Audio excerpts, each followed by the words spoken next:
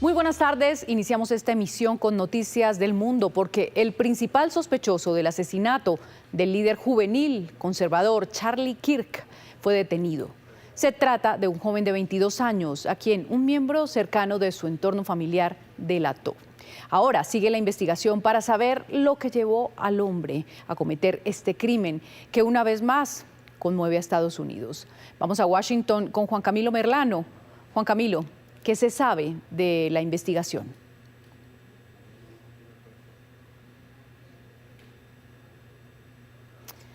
Tenemos problemas con el contacto con Juan Camilo Merlano, pero entre tanto vamos a mostrarles lo que las autoridades anunciaron hoy, en cabeza del propio presidente Donald Trump, sobre este hombre de 22 años que fue detenido, que ya está en poder de las autoridades, y lo que se ha develado sobre sus intenciones y sus motivaciones.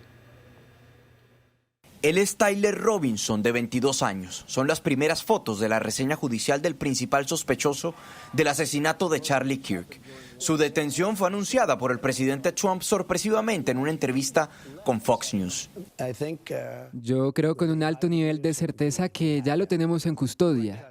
El presidente aseguró que fue un ministro de una iglesia contactado por el padre de Robinson quien informó a los investigadores. Pero fue luego cuando las autoridades en Utah dieron más detalles de cómo Robinson había sido puesto bajo custodia. Lo atrapamos. La noche del 11 de septiembre, un familiar de Tyler Robinson contactó a un amigo de la familia, quien a su vez contactó a la oficina del sheriff del condado de Washington con información de que Robinson les había confesado o insinuado haber cometido el incidente. Robinson es un votante de Utah, pero no tiene afiliación partidista. Sus padres sí aparecen inscritos como republicanos. En fotos en redes sociales se le ve su afición por las armas. No era estudiante de la Universidad del Valle de Utah, pero las autoridades lo captaron en otra cámara llegando el miércoles por la mañana, 4 horas antes del atentado, en un vehículo Dodge Challenger. También lograron entrevistar a miembros de su familia. En la conversación con otro familiar, Robinson mencionó que Charlie Kirk iba a venir a la universidad. Hablaron de por qué no les gustaba y de sus opiniones. El familiar también afirmó que Kirk estaba lleno de odio y que lo propagaba.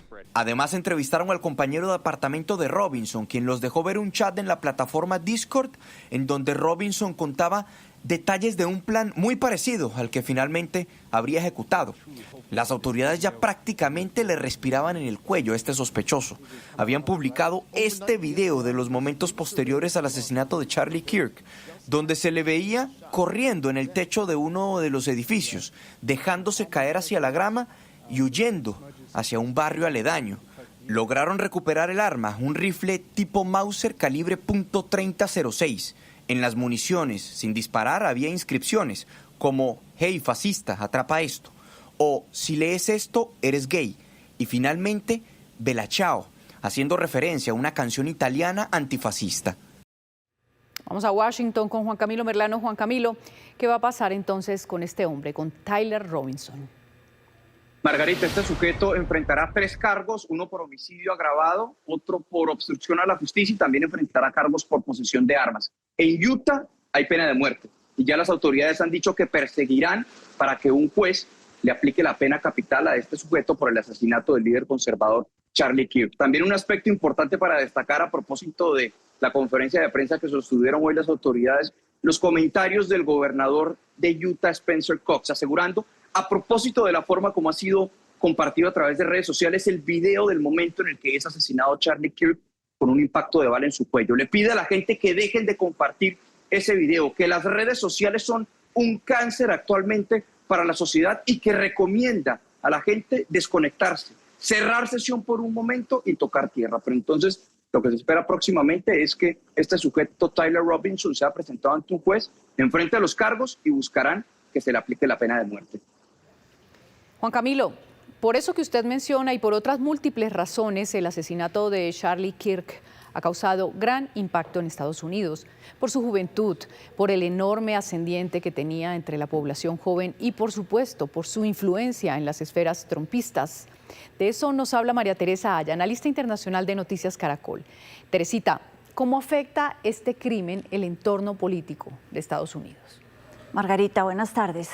El asesinato de Charlie Kirk se enmarca dentro de un aumento en la violencia política en Estados Unidos. Una violencia que puede tener diferentes matices. Puede ser violencia física, atentados, asesinatos, pero también estamos hablando de la violencia en el discurso político que puede llevar a estos atentados. Así, tenemos que empezar a hablar de violencia y atentados. En los últimos 15 años, estos atentados han ido cada vez más en aumento. Acá vemos 6 de estos atentados y asesinatos más representativos en Estados Unidos, empezando en el 2011 por el asesinato de Gabrielle Giffords. Ella era una congresista demócrata asesinada en un estacionamiento. ¿Por qué? Por su posición sobre el aborto. Luego saltamos al 2022 y ahí tenemos 2 atentados que fueron supremamente graves. A Brett Kavanaugh, juez de la Corte Suprema de Estados Unidos, más hacia la derecha, y también un atentado a Nancy Pelosi y su marido, Paul Pelosi. Ella era la portavoz del Congreso en ese momento. Demócratas los dos. Este año ya habíamos tenido en mayo el asesinato de Melissa Hortman, una congresista demócrata en su casa en Minnesota, y ahora tenemos el de Charlie Kirk. Pero no podemos pasar de lado sin hablar de lo que fue el atentado a Donald Trump el año pasado. 2 atentados, uno en julio, que vemos acá, y uno después en septiembre en la Florida. Y estos atentados, y sobre todo el de Trump, marcaron un antes y un después en la política que se ve agravado ahora con la muerte de Charlie Kirk. Y es cómo se va a hacer política. Ya no vamos a hablar de grandes lugares, sino de recintos pequeños con mucha seguridad. Y sobre todo vamos a empezar a hablar de las redes.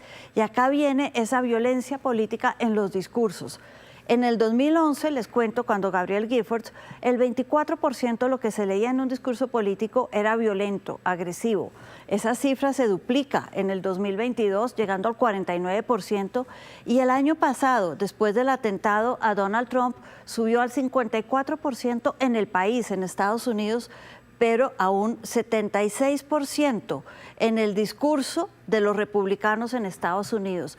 Un discurso que entonces cada vez es mucho más polarizante, que marca un enemigo si no están de acuerdo conmigo, un blanco y negro en la política, y ese blanco y negro, esa polarización, esa retórica es la que nos puede llevar a atentados, Margarita, como precisamente el de Charlie Kirk esta semana. Muy preocupante. Teresita, gracias por el análisis.